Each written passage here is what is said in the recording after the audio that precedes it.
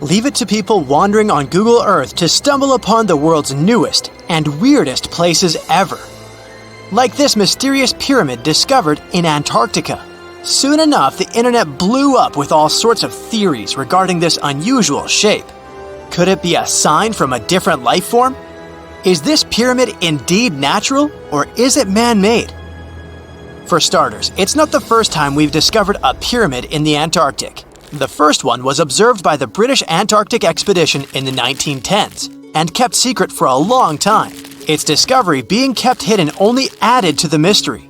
A second such structure was discovered in 2016, which further increased the interest in the matter. The mystery was soon enough deciphered by scientists. These formations are just mountains. They're located near the Ellsworth Mountains, a range over 250 miles long, so they're just mountain peaks that have broken through the ice sheet. As for their particular shape, it's just a coincidence. Pyramids are found throughout nature. The Matterhorn in the Alps and Mount Ballenstinder in Iceland, for example, are quite similar in terms of shape. As for the official name of these peaks, they're called nunataks, or peaks of rock peeking through a glacier or an ice sheet. Antarctica has way more incredible features, like the fact that it's home of 60 to 90% of the world's fresh water. That's because its ice sheet is the biggest on our planet, stretching across 5.4 million square miles. I'll spare you the calculations, but that leaves only 1% of the continent ice-free. Antarctica's ice reaches 2.7 miles thick at its deepest point, meaning half the height of Mount Everest. Should it ever melt completely, our sea levels would rise to roughly 200 feet. It wasn't always this cold, though. At some point in our planet's history, Antarctica had some average temperatures as the city of Melbourne has today. It took a lot of research, but scientists figured out that Antarctica's temperatures could have reached up to 62.6 degrees Fahrenheit. Sure, that was 40 to 50 million years ago, but if you think about it, it was at the same time when dinosaurs roamed our Earth. Time is also different on this icy continent. All the lines of longitude that help us calculate different time zones merge into a single point at the South Pole. Here, there are 6 months of daylight in the summer, followed by 6 months of complete darkness during the colder season. So, scientists working here stay, on average, in the same time zone they've come from.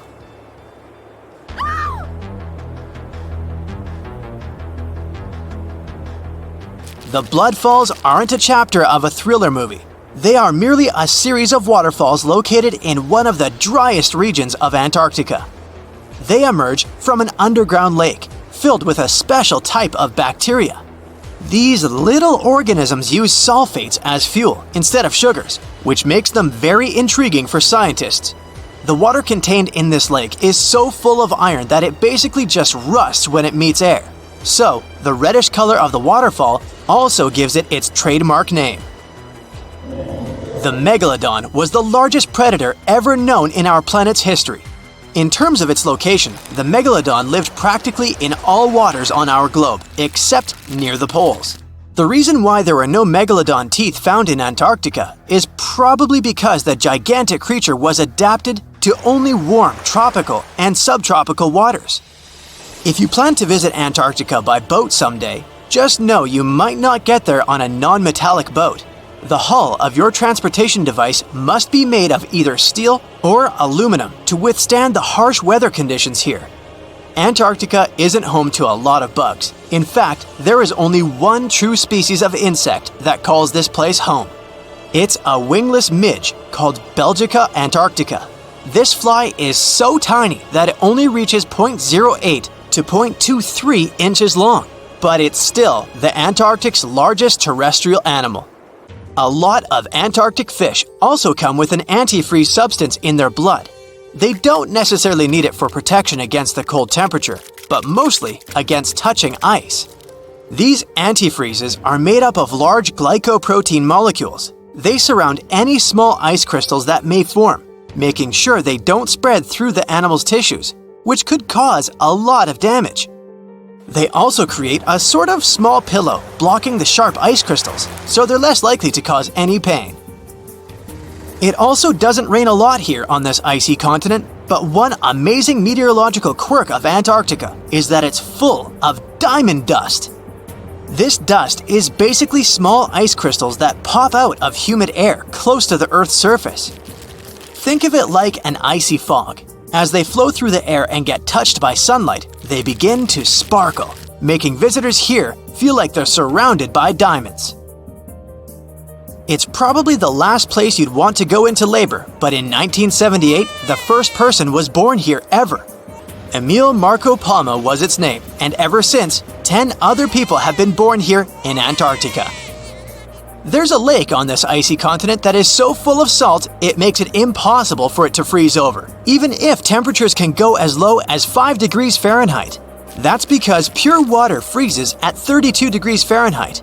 Water that has salt in it, or any other substance for that matter, will freeze, but at a way lower temperature. That lower temperature is adjustable depending on the substance itself and the amount that has been placed into the water. Antarctica was the last official continent to be discovered. It remained completely unseen until the 1820s. But it took another 20 years to confirm it was actually a continent and not just a group of icy islands. Just because it's really cold here doesn't mean you can't go on a date here. One December night, an American scientist that was posted in Antarctica logged into a dating app simply out of curiosity. He was certain no other profiles would show up, but to his surprise, he found someone soon enough. Another researcher who was stationed just 45 minutes away, by helicopter of course. They eventually got together and went on the first date in Antarctica ever recorded. Apart from ice, this continent has something else way more abundantly than any other piece of land on Earth: meteorites. If we look at the research done by scientists, meteorites have equal chances of reaching any place on our planet. However, once they go through our atmosphere, the situation is a bit more complex. That's because different climates on our planet, like the humid ones found near the jungle, have a lot of moisture and oxygen, which will corrode most meteorites. The climate in Antarctica is really dry, so the possibility of meteorites corroding is little to none. More so, it's way easier to spot these rocks on the icy white surface of this area than in any other place on Earth. If you're not scared of the cold, you'll surely freak out when you hear about the winds here. That's because Antarctica is for the most part the windiest place on Earth. Wind speeds have been reported here to reach even 200 miles per hour. Do you know that NASA explores not only stars, planets, galaxies, or black holes? Hard to believe, but yes. The agency also works on discoveries here on our home planet Earth. So what has NASA recently discovered? Is there life under the ice? While they were analyzing data recently, they discovered something unbelievable hiding under Antarctica's ice. And this discovery not only changes everything we know about the whole water system of the Earth, but it may also help with research about life in space. Humankind's existence might depend on understanding Antarctica and its secrets. So, the recent discoveries reveal vital information about our survival. But before we continue, let's see how much you know about this place, where it's only ice as far as your eyes can see. Antarctica is one of the world's 7 continents in the southern hemisphere. It's the 5th largest continent in terms of total area, and that means it's almost twice the size of Australia. Want to see real meteorites? Go to Antarctica. Due to its dry climate, Antarctica is one of the best places to observe space. But what's even greater is that you can find meteorites on the white surface of the continent. Scientists have already plucked about 45,000 meteorites from the ice, and they think they can see another 300,000. Since there aren't many terrestrial rocks there, it's easy for them to spot them, thanks to their dark color. Antarctica's dry desert environment also helps preserve them, even the ones that fell to Earth more than 1 million years ago. And can you imagine any volcanic activity in Antarctica? It's hard. But this place is where fire meets the ice. West Antarctica is where most volcanic activity occurs. Scientists recently found that 138 volcanoes exist in West Antarctica alone. Wow! You would think that Antarctica is always cold, but no. Its coastal regions can get as warm as 50 degrees Fahrenheit. But have you ever wondered what Antarctica would look like if there were no ice? It may seem unimaginable now, but it was not always covered by ice. That was 34 million years ago, though, so nobody could tell how the continent's surface would be without the ice. But NASA changed that. They generated computer simulations and created the most accurate map of it as of today. What they saw was incredible. The continent was not flat at all like it seemed. It's pretty bumpy with valleys, rolling plains, and high mountains. But this was nothing next to what they had discovered under Antarctica's ice. So, what is it? Drum roll, please. NASA found 2 new subglacial lakes. And what's even cooler about it is that they spotted these lakes from space. How is that? If your answer is high-tech satellites, then you're right. In 2003, NASA launched a satellite called IceSat. It measured ice sheet mass balance and cloud and aerosol heights. The satellite also helped create the ice-free map of Antarctica. In 2010, the European Space Agency launched the second satellite, CryoSat-2. It was for tracking the changes in the thickness of the ice.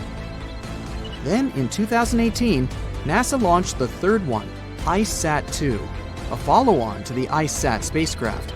It measured ice sheet elevation and sea ice thickness. It was NASA's most advanced Earth-observing laser instrument.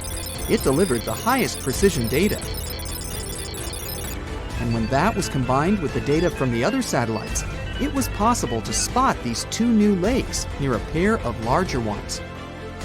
But how is it possible that these lakes exist in the first place?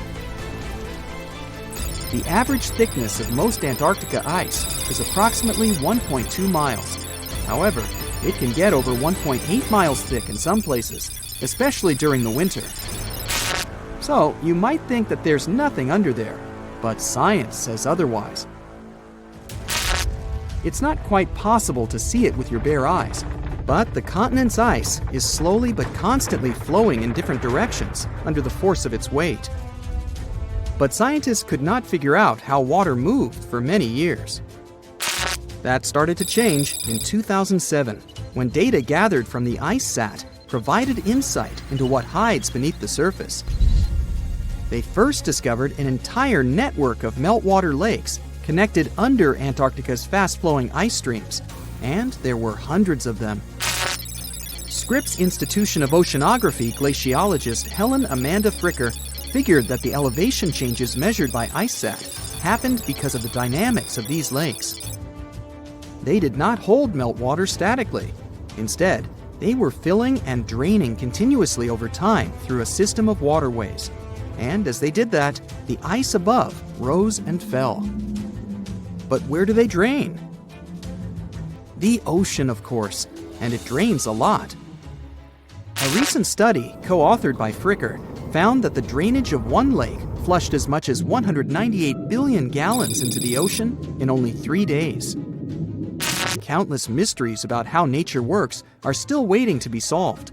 But finding the 2 new lakes will give scientists a better picture of how fast the Antarctic ice sheet will change as the climate gets warmer, and how this will affect global ocean currents and sea level rise. The filling and draining cycle of the lakes also caused the ice sheet to suffer cracks and crevices.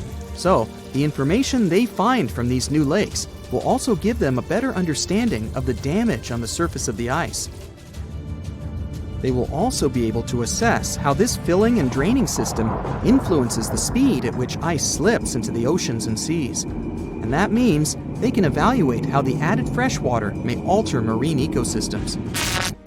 This discovery may also suggest whether life is under the ice. Wow! Scientists drilled through about 3,504 feet of ice and found that water samples taken from one of the lakes contained approximately 10,000 bacterial cells per milliliter. Such a high number of bacterial life is a good sign, because that means the icy waters might also support higher life forms, such as microanimals. and one of these new lakes might even be their home. But the most exciting thing is that the new lakes might help them understand whether life on other planets is possible. Scientists believe any life below the frozen surface of the planet Mars might follow the patterns seen in Antarctica's lakes. So, there is a possibility that they might find critical new information on the type of life that may have existed on the red planet. You wouldn't want to be there during the winter, though. The lowest temperature on Earth you can experience is negative 128 degrees Fahrenheit. In 2010, there was an even lower temperature of negative 135 degrees Fahrenheit. And you may feel this cold much worse due to the strong and dry winds.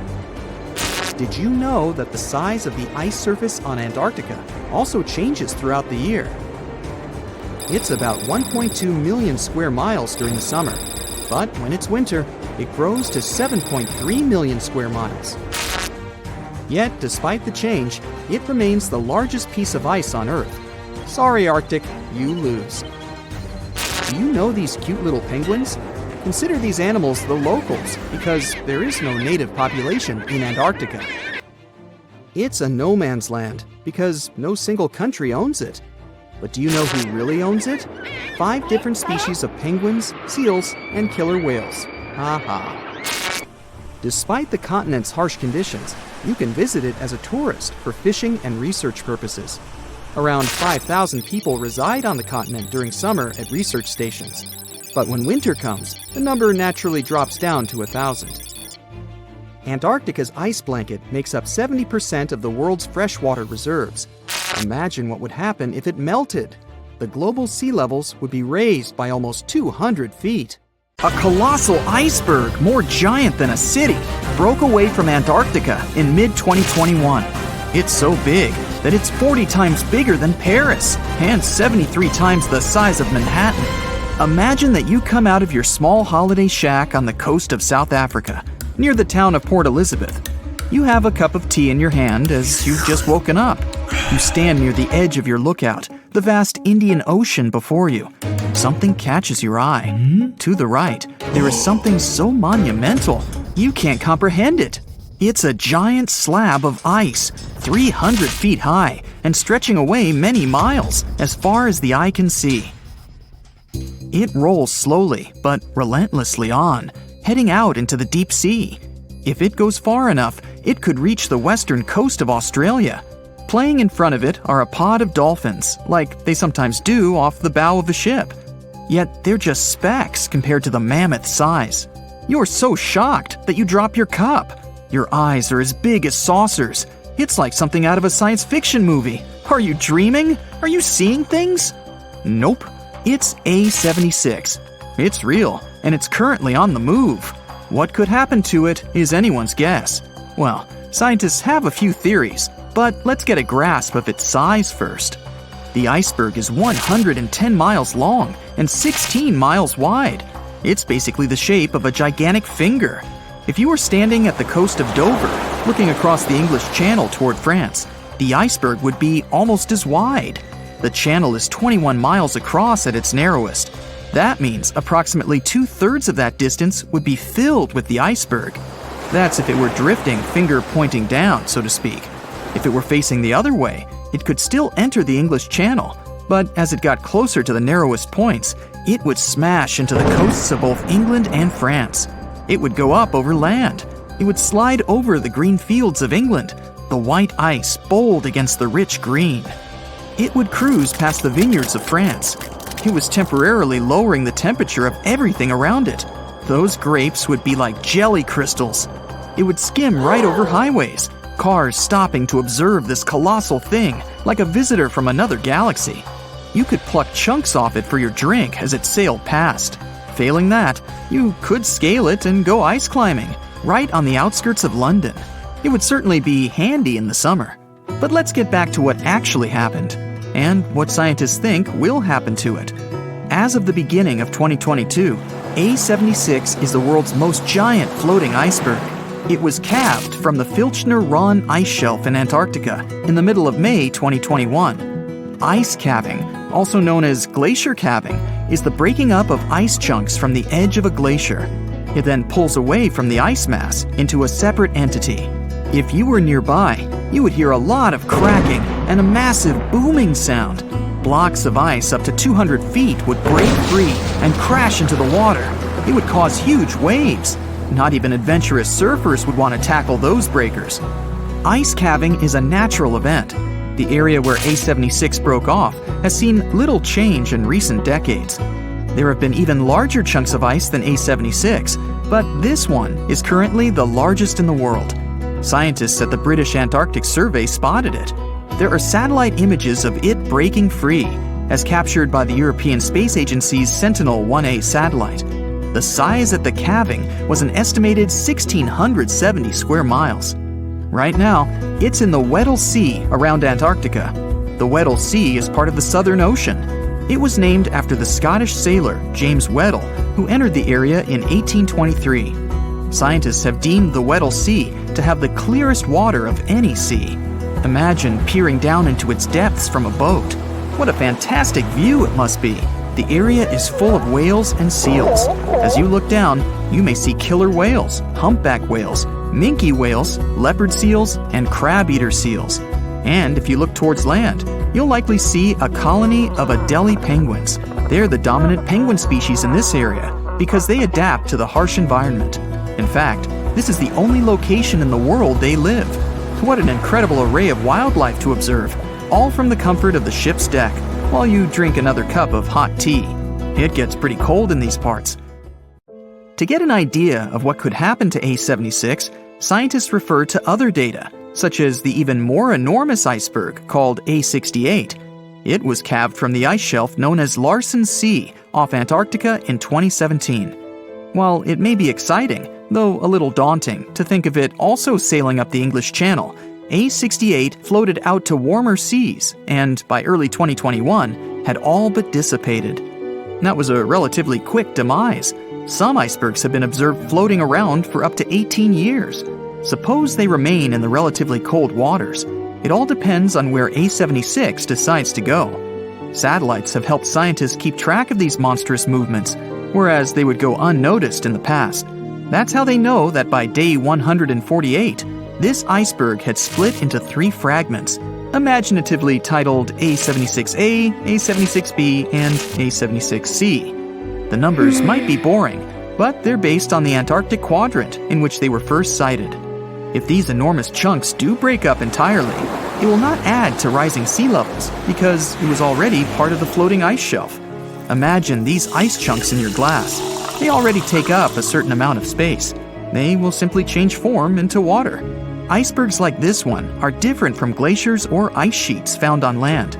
Those are the things that help to raise sea levels when they break off and melt. For example, if the whole of Antarctica's ice sheet were to melt, it could raise sea levels by nearly 190 feet. If you think A76 is enormous, and it clearly is, there was another that makes it look small in comparison. On record, the largest iceberg was sighted in November of 1956, 150 miles west of Scott Island in the South Pacific Ocean. Ironically, it was seen by a ship known as the USS Glacier. It was sized over 12,000 square miles. This iceberg was larger than the country of Belgium. What may happen to the chunks of A76 will depend on a few factors. Ocean currents can make a significant impact, and wind direction and speed can too. They may move closer to coastlines, where they can freeze into pack ice. They can also drift into shallow waters and hit the seabed, called seabed gouging. The deepest part of the iceberg can act like the keel of a boat. It digs into the ocean floor, but the sheer size of the iceberg keeps it moving. Soon it's tearing up the floor, creating a long, narrow furrow or a gouge. Fish would scatter, the earth would shake, the noise would be tremendous. It's actually quite common in offshore environments near where ice is found. You would not want to be scuba diving nearby when one of these rips through. However, it would make for a spectacular sight. Generally, icebergs deteriorate through melting and fracturing, which, as you can imagine, changes the mass and the surface area. Combined with wind and ocean currents, it can make iceberg modeling difficult. As for A76, we'll just have to wait and see. Before we go, let's return to our imaginary voyage down the English Channel. The island of ice, 73 times the size of Manhattan, with its gigantic frosty finger pointed down toward the Celtic Sea, rolling steadily onwards, unable to be stopped. Hundreds of thousands of people have flocked to the coasts of both England and France to watch this extraordinary spectacle as it cruises by. On top of the ice, there are thousands of penguins playing happily. They almost look to be waving back to the abundance of sightseers who cheer them on their way, the children jumping with joy at the most spectacular sight they've ever witnessed. So, there's a mysterious doorway in the middle of Antarctica.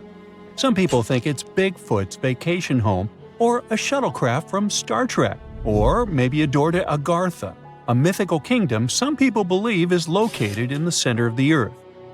Well, the scientists debunked all these poetic theories and explained that what looks like a mysterious doorway is located in an area of fast sea ice. It's offshore of the coast and is full of little islands with shallow water around them. When ice flows around hard rocks hidden underneath, it can create patterns that look odd but are totally normal. In this spot, the ice is thin, so the rocks underneath have a big effect on how the ice moves. The cold winds in Antarctica also shape the ice and snow and make it look like they're lines and shapes. So, the mysterious doorway is just a rocky ridge poking out because the ice has melted a little. The top of the doorway is the tip of the rock, and the sides are snowy trails left by strong winds blowing in the same direction. It's essentially an iceberg that got stranded and is melting in one place. One YouTuber found another out-of-place mysterious object more than 150 miles off the shore of Antarctica, a 400-foot-long ice ship. The internet went wild with theories like that the ship must have ended up there right from the Bermuda Triangle. But there was no scientific proof that it was a ship and not just a large chunk of ice. And once some other internet users revisited the place, they noticed the ice melted in the summer and the hypothetical ship was gone. Another mysterious Google Maps find in Antarctica was a pyramid. And before you make up an exciting theory about how the ancient Egyptians built a secret base here, I have to tell you it turned out to be just a mountain. It's part of the tallest mountain range in Antarctica that stretches for almost 250 miles. It's not the first pyramid on this continent, as explorers from the British Antarctic Expedition found another unusually shaped mountain and nicknamed it the Pyramid. But this one didn't even have a pyramid shape. Here's one Antarctic find that definitely won't disappoint you: a giant ice shelf that reminded scientists of the Grand Canyon. A special submarine robot named RAN covered over 600 miles under the thick ice and brought back some amazing footage of icy mountains, valleys, flat plateaus, and swirly patterns made entirely of ice. One of the strangest things RAN found was giant bowl-shaped holes, or scoops, in the ice. Sadly, scientists lost track of the robot. They think that curious Wendell seals may have accidentally bumped into RAN and caused it to get stuck. To save energy, RAN probably shut itself down, and the scientists couldn't find it again. But the team is hoping to build a new robot and continue exploring this icy canyon to see how the patterns under the ice might change over the years. Another huge Antarctic canyon was found thanks to bad weather. A team of sound experts had to pause their work at the Casey Research Station in a storm. Instead of waiting around, they decided to use the unexpected free time to map the seafloor near Adams Glacier. And that's how they found a canyon that is almost 7,000 feet deep, almost 30,000 feet wide, and stretches over 28 miles away from the glacier. During the mapping, they discovered just part of the canyon before they had to go back to the research station. But when bad weather came in again, the ship went back and mapped more of the canyon. They were working in waves up to 13 feet high and super powerful winds, but they managed to get about 15 hours of data to complete their map. On the way back to Australia, they stopped one last time, and now they've got a full picture of the canyon. Studying it is helping scientists learn more about the history of glaciers and the interaction between the Antarctic ice sheet and the ocean. Now, there's a frozen lake in Antarctica called Lake Enigma. For a long time, people thought the lake was completely frozen solid. But during one expedition, researchers found that under the thick ice, there was a layer of liquid water about 40 feet deep. To learn more, they drilled through the ice and sent down a camera to explore what was hiding in the lake's depths. The lake's water, which they think comes from the nearby amorphous glacier through a secret underground pathway, was filled with strange microbial life. These tiny microbes lived in mats that covered the lake bed. Some of the mats were thin and spiky, and others looked like crumpled carpets, or even small tree-like shapes that grew up to 16 inches. Many of the microbes could make their own food through photosynthesis, just like plants do, and it gave the lake a high amount of oxygen. One of the coolest discoveries was a type of microbe which usually lives in low-oxygen places. Lake Enigma might be similar to environments on icy moons like Europa or Enceladus, so it could mean that these moons also have hidden water under their ice and possibly microbial life too. One more mind-boggling discovery from Antarctica is tiny pieces of amber in mudstone, found here for the very first time. It took scientists years of studying incredibly well-preserved fossilized roots, pollen, and spores that they found back in 2017. Amber proves that resin-producing trees once grew in Antarctica, part of a lush rainforest that existed near the South Pole during the mid-Cretaceous period. Back then, disclaimer, I wasn't around then, the trees would have had to survive through months of darkness during the long Antarctic winters. Scientists believe they adapted by going dormant for a long time. The amber pieces the scientists found are tiny, but they are beautiful shades of yellow and orange with bumpy surfaces that show how the resin flowed out of the trees. This resin likely leaked out to protect the trees from insects. It was preserved because water quickly covered it and kept it safe from sunlight and air. A scientist was browsing through satellite images for brown trails of penguin waste and found 4 new colonies of emperor penguins at the base of the globe. These new colonies likely have been around for years, though 3 of them are rather small, with fewer than 1,000 breeding penguins each. One of the new colonies was found close to a place called the Lazarev Ice Shelf, where there used to be a larger penguin colony. They thought this colony went extinct in 2019, but it seems the penguins have just moved a bit because of changing sea ice conditions. So studying them can help us learn more about how emperor penguins adapt to changes in the environment. Now, there used to be a giant river system in Antarctica 40 million years ago. Researchers found proof of it after studying soft sediments and hard rocks from the frozen seabed. They looked at tiny bits of radioactive elements, like uranium and lead, and learned that the deeper dirt came from the time of dinosaurs. The dirt closer to the surface was younger and had an interesting pattern, like the kind you see in river deltas today, such as in the Mississippi River or Rio Grande. Scientists found tiny signs of life in the sand. The river that once flowed here started in the Trans-Antarctic Mountains and traveled 930 miles before it reached the sea. Researchers kept studying newer layers of dirt from about 20 million years ago. They hope this will help them predict what the Earth's weather patterns might be like in the future. Dinosaurs, big ancient bugs, creepy spiders, and scary insects are all cute animals compared to the monsters that lived on Earth about 500 million years ago. For example, here's a creature that swam in the water like a stingray and had 3 eyes. Its mouth was like a pencil sharpener. 2 long claws with forked tips like pincers protruded from its head, and its gills were somewhere in the back. This is not a thing from a sci-fi movie. This is Mosura. Its remains are preserved in excellent condition.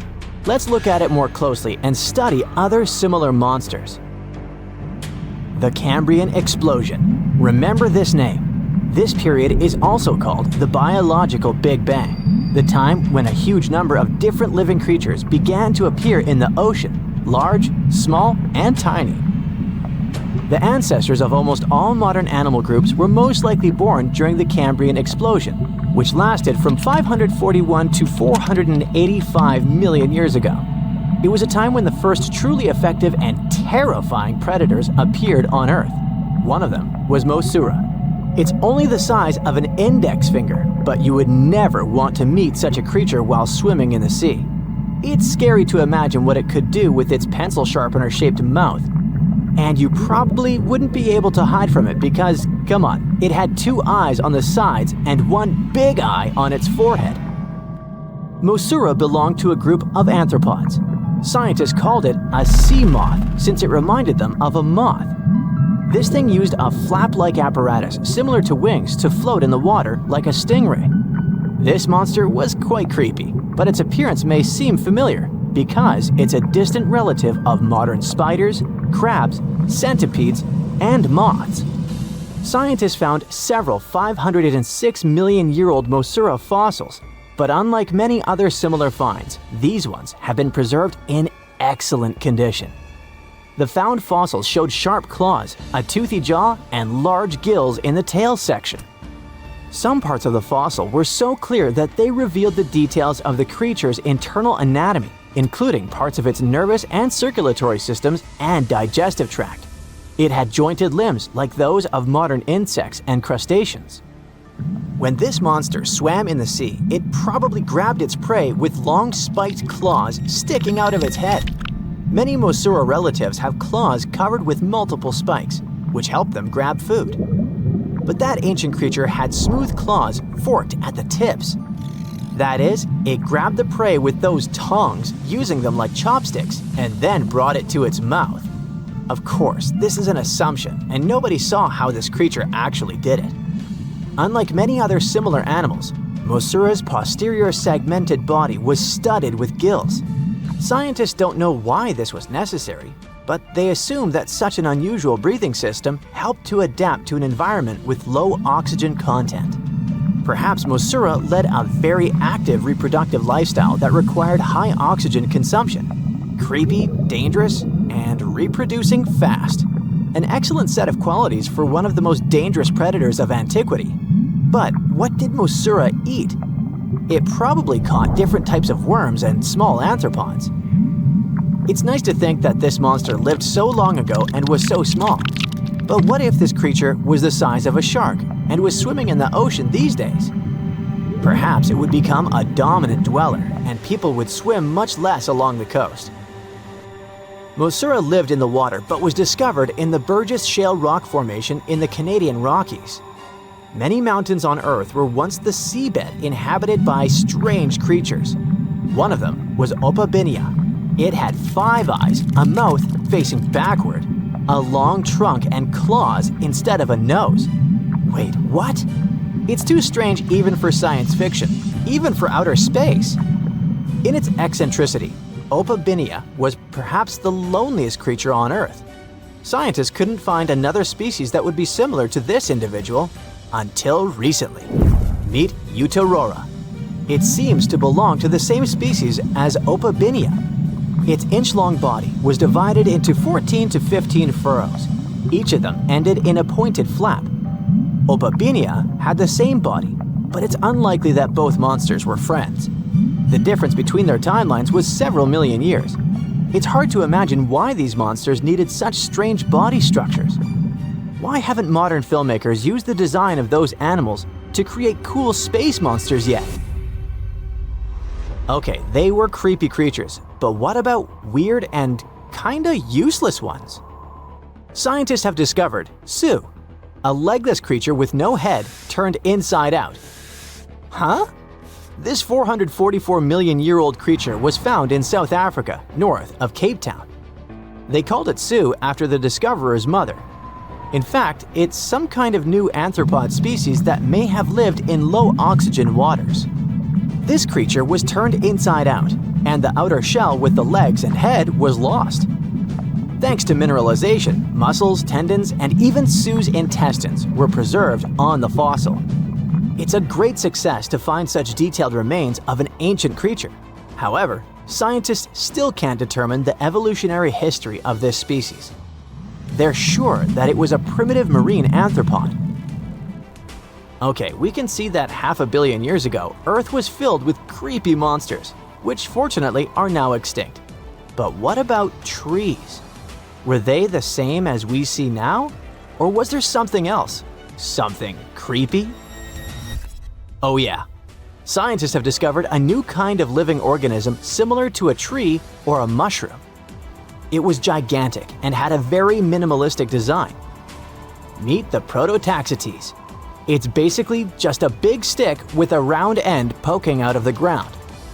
It was smooth, didn't have the usual tree bark, and looked more like a mushroom without a cap.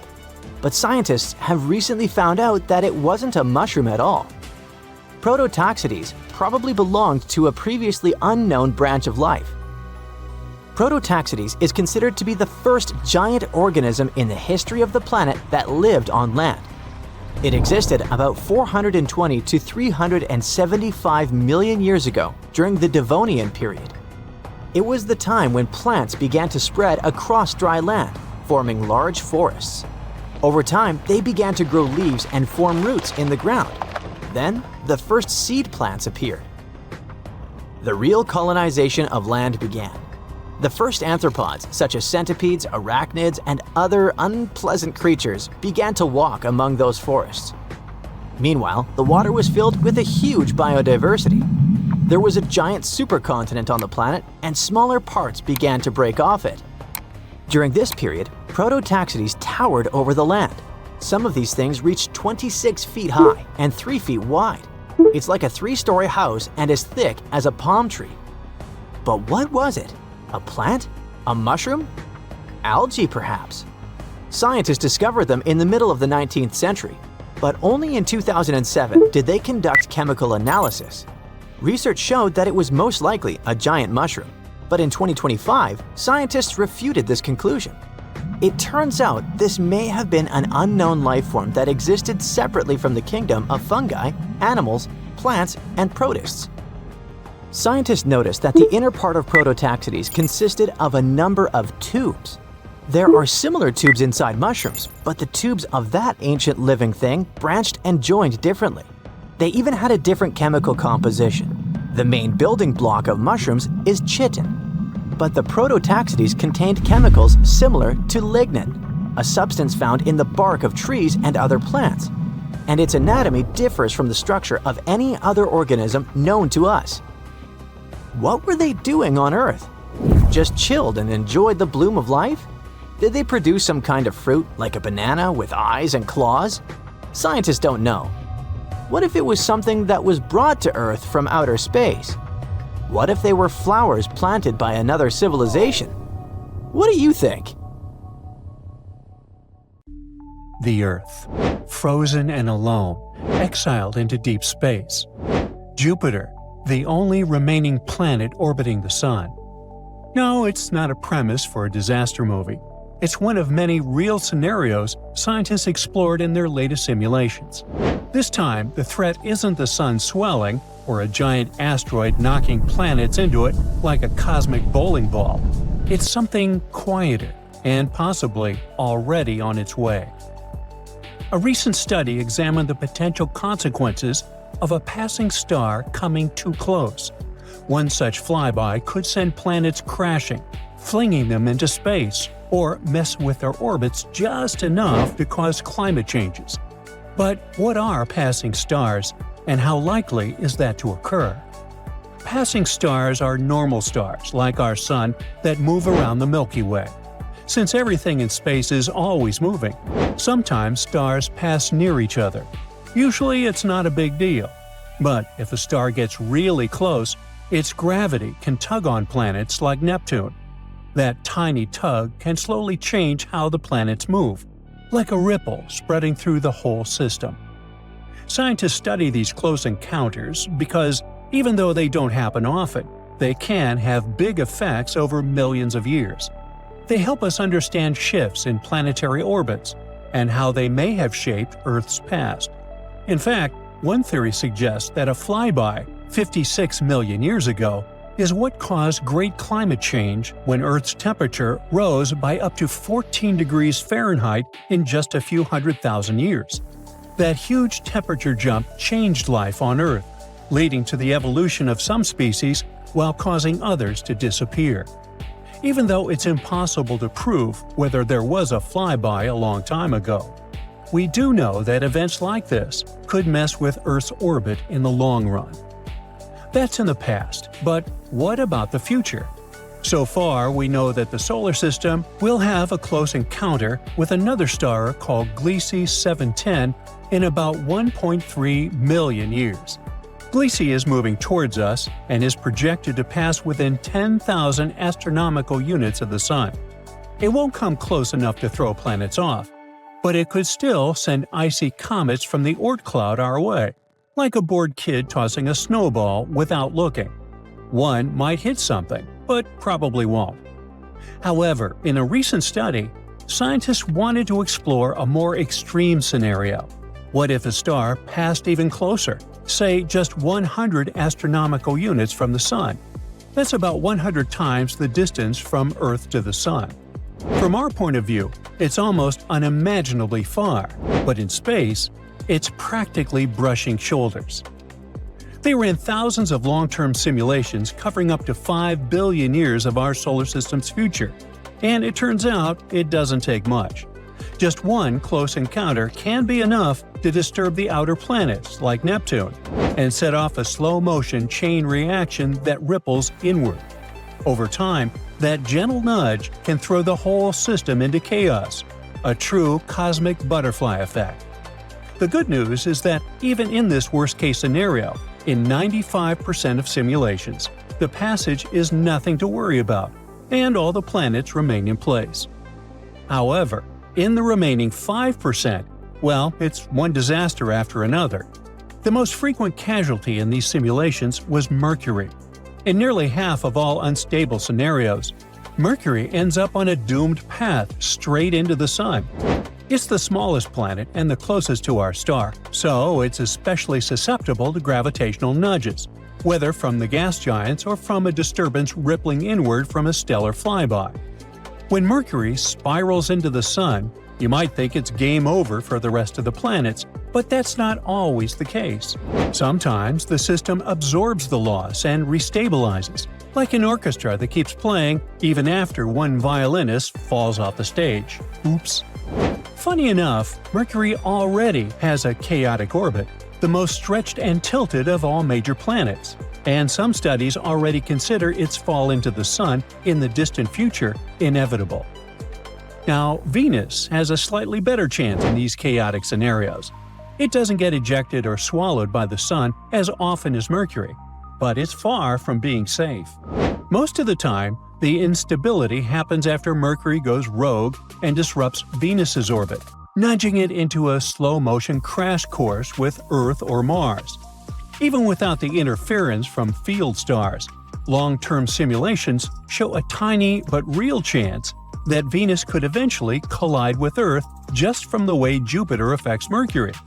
A Venus-Earth collision would result in both planets being completely destroyed. Oh well. A similar fate awaits Mars.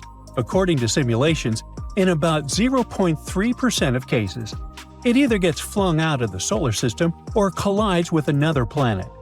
Mars is smaller and lighter than Earth, with weaker gravity, which makes it easier to knock it off track. What's interesting is that even in some cases where Mars is lost, Earth often manages to stay in place. Jupiter happens to be the heavyweight champion of the solar system, the proud owner of its own cloudy belts. Thanks to its massive size and strong gravity, it acts like an anchor, keeping everything else in check. There are 392 scenarios out of 12,000 simulations where all but one planet vanished, with Jupiter being the last one standing.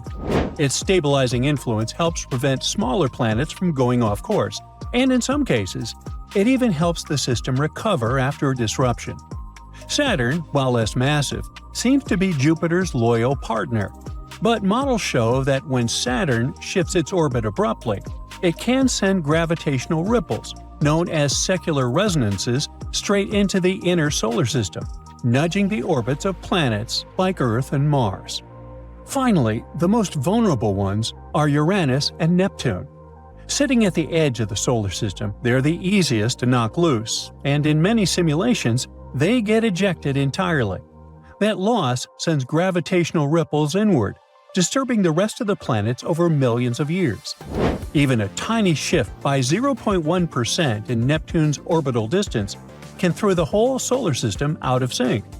the balance of gravitational forces would shift, forcing Jupiter and Saturn to readjust, which would push the disturbance toward the inner planets, destabilizing everything. Which brings us to the big question: what about Earth?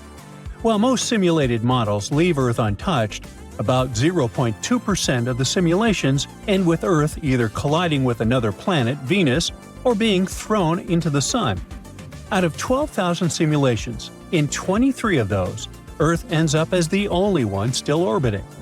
But that's only if we don't include the Moon in calculations. With the Moon included, Earth becomes harder to predict. Our satellite could crash into Earth, get ripped away by a passing star, or destabilize our orbit over millions of years. Once again, this is a worst-case scenario, and while the odds are really, really small, it's not impossible. So, with that in mind, let's entertain the idea and see what would happen to Earth if it were to end up exiled from the solar system. Earth would become what scientists call a rogue planet, drifting through interstellar space with no sun to anchor it. The surface would quickly freeze, with temperatures dropping to hundreds of degrees below zero. But surprisingly, life wouldn't vanish completely. Earth's core would stay hot for billions of years, powered by radioactive decay and leftover heat from its formation. That heat could keep underground pockets warm. Scientists believe that this is the case with icy moons like Europa or Enceladus. Life might cling on in different caves or buried oceans. It wouldn't be a thriving world, but it wouldn't be completely empty either, at least for a while. Just cold, quiet, and alone. A ghost of a once lively world. And somewhere out there, maybe another civilization will look up, spot a faint blue dot drifting by, and curiously start running simulations of what might happen if this blue planet were to get really close, say just 100 AU from their sun. You're digging in Egypt's famous Saqqara necropolis, also known as the ultimate VIP graveyard for pharaohs, when suddenly you find a giant pink door hiding something no one knew existed. Behind this giant stone door, one that wasn't supposed to open, by the way, you find a lost tomb of Egyptian royalty. Alright, history lovers, it's time to buckle up because archaeologists just pulled off something straight out of an Indiana Jones movie. Let's travel all the way to Saqqara, one of Egypt's most mysterious and treasure-packed ancient sites. The star of the show? The prince you've probably never heard of, Prince Userefre, son of King Userkaf. No one important, just, the founder of Egypt's 5th dynasty. No big deal. But the way his tomb was discovered… It all started with a massive door, made of pink granite, no less. But this isn't just a regular stone slab. This thing is about 14 to 15 feet tall and 4 feet wide. A giraffe could easily walk through it. This door is also definitely heavier than your neighbor's SUV. But here's the twist. It wasn't a real door. It was a false door, a symbolic gateway meant to allow the spirit of the deceased to pass between the world of the living and the afterlife. Normally, that's where the story ends. After all, false doors are common in tombs. But this one was extra special. You see, false doors were usually made out of limestone, which was pretty common and found everywhere in Egypt. To build one out of red or pink granite, people had to bring these rocks from a quarry located 400 miles away. And you can bet this wasn't a cheap trip. According to Egyptologists, this is the first time a false door of this size and material has ever been found in Egypt, making it a totally unique piece of architecture. Aside from being super expensive, this one had a surprise behind it too. When the team of researchers investigated further, they realized that this false door actually hid a real entrance. And what did it lead to? A hidden tomb, packed with statues, relics, and secrets from over 4,000 years ago. The tomb belonged to Prince Userefre, but you can call him Wasar Efra, or Wasar Efra too. Despite being totally erased from history, this fella was no minor noble. The hieroglyphs on the pink granite door listed him as the hereditary prince, governor of Buto, and Nekeb, royal scribe, minister, judge, and priest of chance. Phew! He was like the ancient Egyptian version of Daenerys Targaryen. These inscriptions not only identify his political and religious roles, but also suggest he held significant power in Lower and Upper Egypt, bridging both regions through his titles. One title in particular, the Priest of Sekher, links him to the deity of the necropolis, the one with the falcon head. This god was the patron of the living and god of the dead at the same time. So I guess the Forgotten Prince was sort of a big deal, considering that his tomb was placed in such a prestigious location within Saqqara. What's even more mysterious is that Prince Userefre doesn't appear in official king lists or royal family trees, which makes us wonder if he passed away before he could rule, or if his legacy was deliberately erased in one of ancient Egypt's classic political dramas. Some scholars now believe his erasure might be connected with shifting religious or political power struggles during the early 5th dynasty, especially as his father Userkaf was reshaping Egypt's religious order. And speaking of his father, King Userkaf was a total game changer. He wasn't just the founder of the 5th dynasty, he also kicked off a religious revolution by promoting the sun god Ra over older deities. That's right, Userkaf built the very first sun temple at Abu Sir, setting off a dynasty-wide obsession with solar worship. After Userkaf wrapped up his short but revolutionary reign, a whole lineup of pharaohs took the stage. Sahure, Neferirkare, Nusere-Ini, basically the boy band of the 5th dynasty. And these guys were all about two things: building pyramids and making money.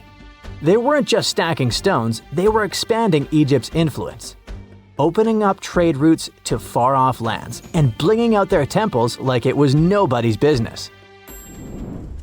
Back in the tomb, things got even cooler. There was a beautiful red granite offering table covered with inscriptions detailing ritual foods, like an eternal menu for the afterlife, because they believed the deceased could magically eat this food. Fun fact, it was the funerary priests and their families that actually ate the food. There were also pottery shards, amulets, and painted walls, but the real showstoppers were the statues. And this is exactly where things get weird, in a good way. The team found statues of King Djoser, the guy who built Egypt's first pyramid, his wife, and their 10 daughters, inside Prince Userefre's tomb. Hold up, Djoser lived a few centuries before Userkaf, so what were his statues doing there? Turns out, scientists don't really know.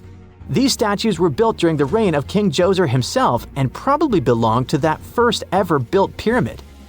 Experts believe these statues were probably relocated during the 26th dynasty, thousands of years after Djoser, maybe to protect them from destruction, or maybe because they were still venerated. Basically, ancient Egyptians were hoarders, but classy ones. Scientists also know for a fact that some engravings and statues found there were made way later, which means that this tomb probably turned into a deposit for fancy stuff. Or maybe this was just really ancient interior decorating. Anyway, that wasn't all. There was another pink granite entrance on the eastern side of the tomb, with inscriptions linking back to King Neferirkare, another 5th dynasty pharaoh who also tried to build his own pyramid, but failed. And near this second entrance, archaeologists found something never seen before in Saqqara: a set of 13 pink granite statues, all sitting in a row on a high-backed bench, like they were waiting at the DMV of the afterlife. Some had elevated heads, probably representing the prince's wives, while others were missing their heads entirely. One black granite statue was found upside down. Maybe it had taken a tumble sometime during the tomb's long, quiet centuries underground. According to archaeologists, the positioning and head shapes suggest that these statues followed a strict social hierarchy, with the central figures likely representing higher status individuals, while the headless ones might indicate unfinished work or later vandalism. And speaking of black granite statues, another one was found standing proudly inside the tomb. Based on its design and inscriptions, it looks like it was placed there during the 26th dynasty, the same time those Djoser statues were probably moved in. This suggests the tomb didn't just sit abandoned, It was reused, adapted, and maybe even honored by later generations.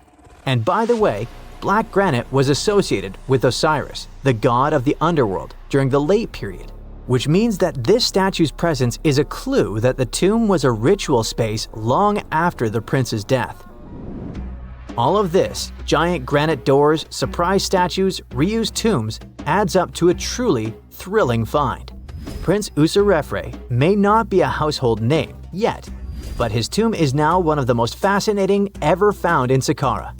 It tells a story not just of the Old Kingdom, but of how ancient Egyptians kept connecting to their past, even thousands of years later. So, what does it all mean? Why hide a tomb behind a fake door? Why pack it with statues from different eras? And who exactly was Prince Userefre? These are the kinds of mysteries that keep archaeologists digging and keep the rest of us fascinated. In the end, this discovery isn't just about one tomb, it's about how much is still waiting beneath the sands of Egypt. As more gets uncovered, we're reminded again and again that ancient history isn't gone. It's just sleeping behind massive pink granite doors.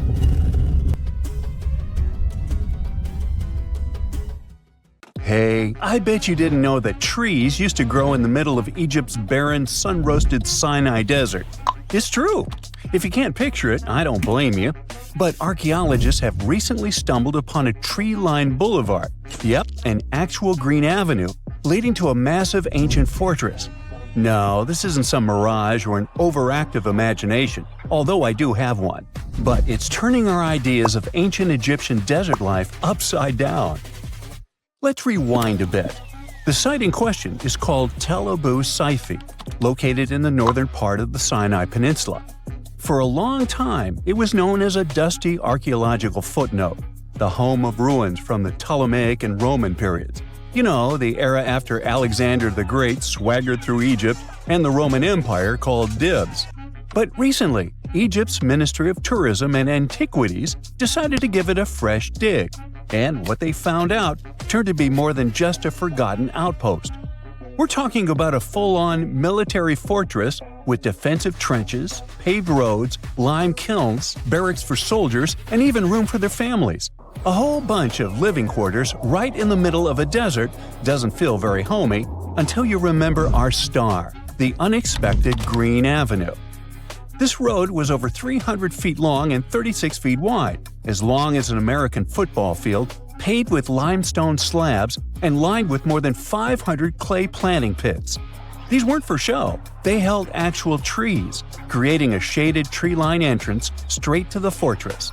Imagine walking through that, the sun blazing overhead, and suddenly, blessed shade. Ooh.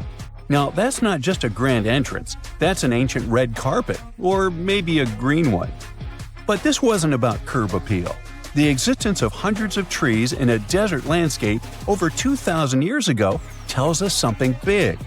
You see, the Ptolemaic Egyptians weren't simply good at building monuments, they were also masters of water management. In a place where rainfall is rarer than a selfie with a pharaoh, they somehow found a way to grow rows of trees. Now, let that sink in.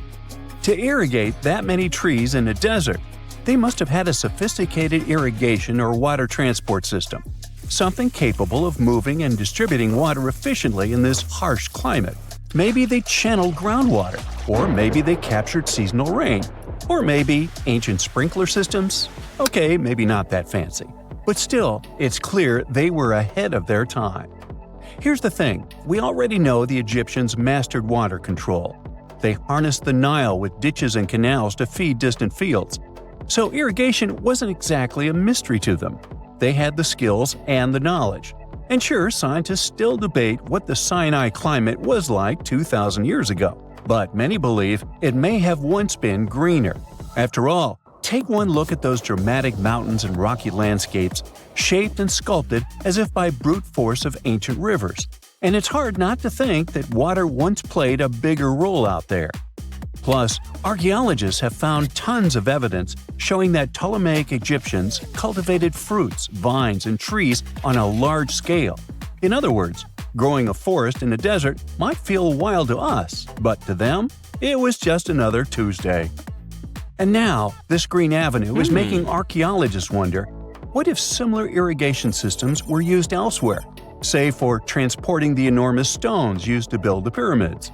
There's already a theory that ancient rivers or human-made canals helped move those stones. And the Tel Abu Saifi discovery? Well, it might just be the missing puzzle piece. This isn't just a dream. Back then, rivers were like highways, power grids, and cargo trains of the ancient world, all rolled into one. Egyptians used them for everything: irrigating crops, trading goods, powering industry, and even mobilizing for war.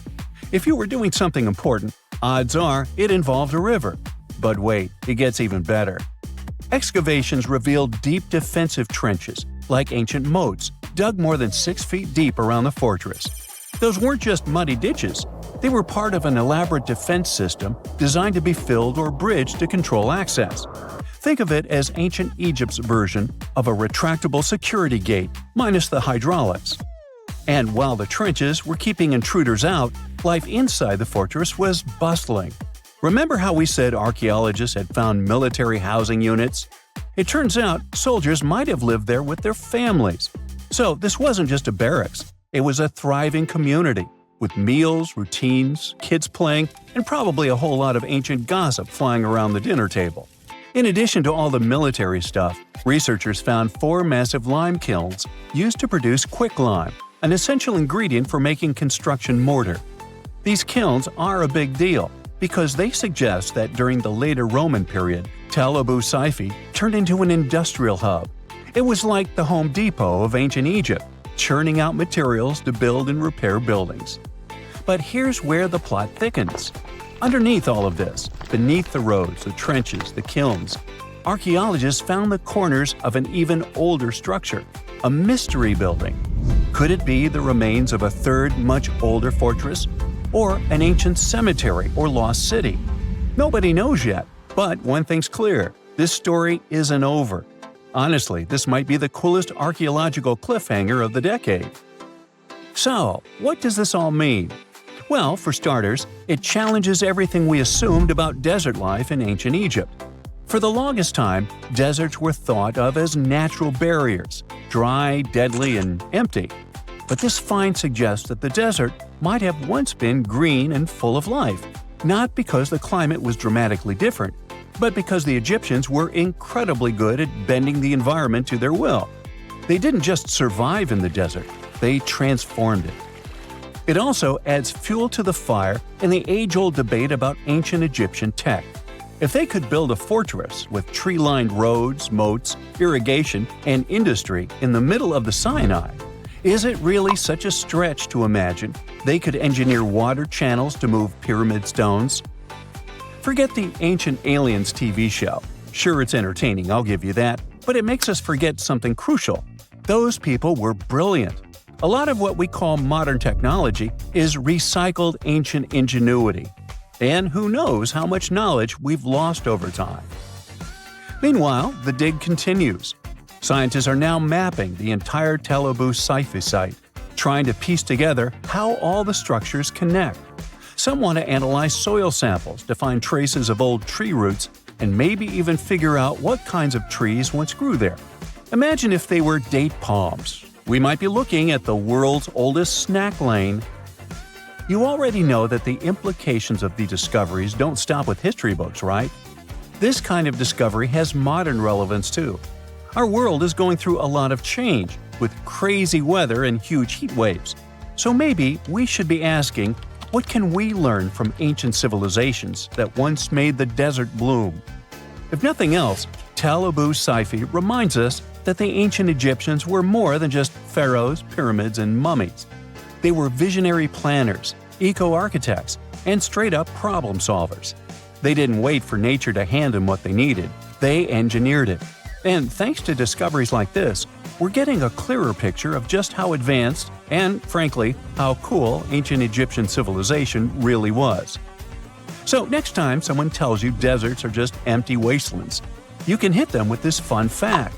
Over 2,000 years ago, in the heart of the Sinai Desert, there was a fortress with a tree-lined avenue, moats, military housing, an industrial center, and even a secret underground structure. Take that, sand dunes! Who knows what else is still buried out there, waiting to rewrite history. So astronomers have spotted about a dozen mysterious explosions in space, and no one really knows what they are or why they're happening. At the moment, they occur about 200 million light-years away. But what if, one day, they get much closer to our planet? Now, this all started back in 2018. One day, telescopes saw a giant boom far away in space. That explosion was incredibly bright, about 100 times brighter than a normal star explosion, called a supernova. The strange thing was that normal supernovae take weeks or even months to fade away. But that one went from kaboom to poof, gone, in just a few days. It got extremely hot and huge, about the size of our whole solar system, and then vanished like it never happened. Scientists were seriously confused. Now, they named the explosion the Cow, because its official name was too long and not exciting at all. Since then, astronomers have been hunting for more of those oddball explosions. And indeed, they've found a few more and given them weird animal names too. That's how we got the koala in 2018, the camel in 2020, the Tasmanian devil in 2022, and the finch, or the fawn, in 2023. All of those are part of a strange group called LFBOTs. That stands for Luminous Fast Blue Optical Transients. Luminous means they're super bright. Fast because they happen and disappear really quickly. The blue color results from their temperature. They're super hot, like 72,000 degrees Fahrenheit. And optical transients means they show up in visible light and don't stick around for long. Even now, the scientists are still scratching their heads, trying to figure out what's causing these bizarre space flashes. It's like the universe is playing a mysterious game, and no one knows the rules yet. At first, scientists thought those space explosions were failed supernovae. That's when a star tries to explode but instead collapses in on itself, kind of like a balloon popping inward. That collapse can create a black hole in the middle that will eat the star from the inside out. But recently, a new theory has popped up, and it's even cooler and creepier. It has to do with black holes, super squished leftovers from exploded stars. They're so powerful that even light can't escape their clutches if it gets too close. That's why they're totally dark and impossible to see directly. Now, some space scientists think that unknown black holes, not too big and not too small, might be pulling in stars that get too close, which produces those explosions. Such holes are called intermediate mass black holes, and no one has actually seen one of those yet. They're like space's biggest mysteries, and we'll try to solve it in a few minutes. But after that, you need to know that a new LEFBOT has shown up in space. It was spotted by a telescope in Liverpool and is currently called AT2024WPP. Yep, scientists still haven't picked an animal name, but they're thinking maybe the wasp. What do you think of this name? Share it in the comments. Anyway, one of the scientists is sure that it's the best one since the cow. The most recent space explosion is super interesting and extremely bright, like me. Maybe the brightest one since this whole LEFBOT thing began in 2018. This new WASP boom also doesn't look like a failed supernova. And still, scientists are checking all the data just to be sure. Now, scientists are pretty sure mid-sized black holes that could cause the explosions must exist somewhere. It's like knowing a secret creature might be hiding in space, but no one has gotten a photo of it yet. Some scientists think that this idea is the most exciting, and that it might even help explain dark matter, one of the biggest mysteries in the entire universe.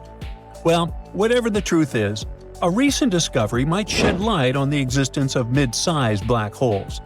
The thing is, when it comes to black holes, space has a few different sizes: small, super huge, and something in the middle.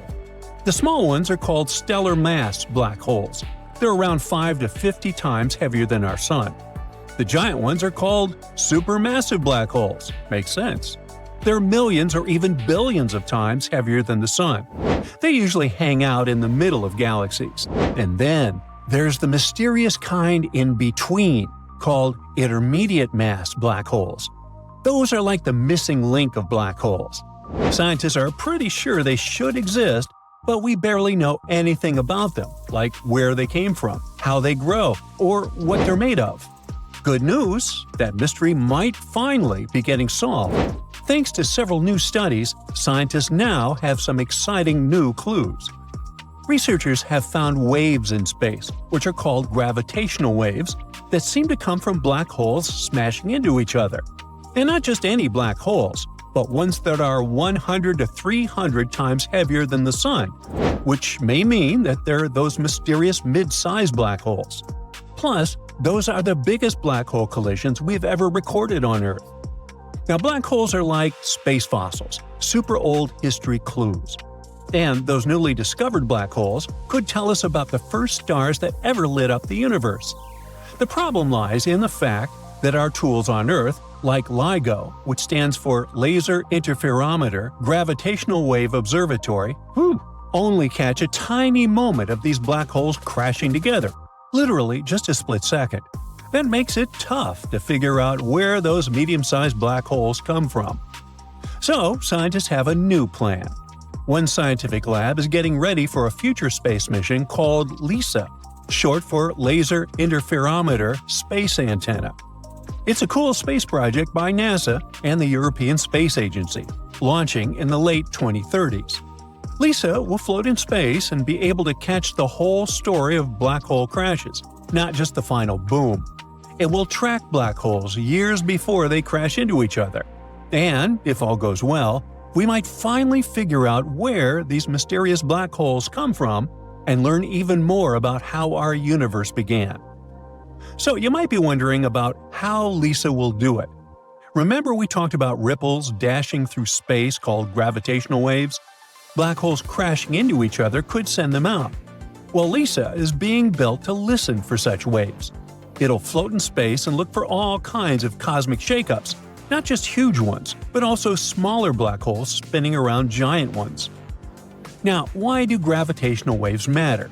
A lot of space stuff is too dark to see with regular telescopes, since no light comes from it at all. But gravitational waves don't care about light. They go through everything, telling us about the secrets hiding in the dark parts of the universe. By studying them, scientists hope to learn about things we've never seen before, like black holes, or what really happened at the very start of the universe, and maybe even things we don't know exist yet. LISA will help us figure out how the universe began, how it's changing, and what it's made of. Now, getting back to those black hole collisions, finding them isn't easy. But researchers have come up with a smart solution. They're using artificial intelligence to make sure the signals from space aren't messed up by noise from Earth or the machines themselves. This work was part of a project focused on combining AI with space science. Scientists are getting more confident that intermediate mass black holes, the ones in between small and supermassive, are real, and they might be some of the most exciting things we can study using gravitational waves, both from Earth and from space. So the next big step? Looking to the Moon. Future detectors placed on the lunar surface could be even better at catching certain types of space waves, especially ones that Earth-based machines might miss. That would help scientists figure out where those black holes dwell in space. Besides this research, scientists are also planning human exploration of the Moon. They're helping NASA choose the best spots for future missions, focusing on big science goals like solar physics, space weather, and how the universe works. Right now is a super exciting time, not just for studying black holes, but also for connecting space exploration and science.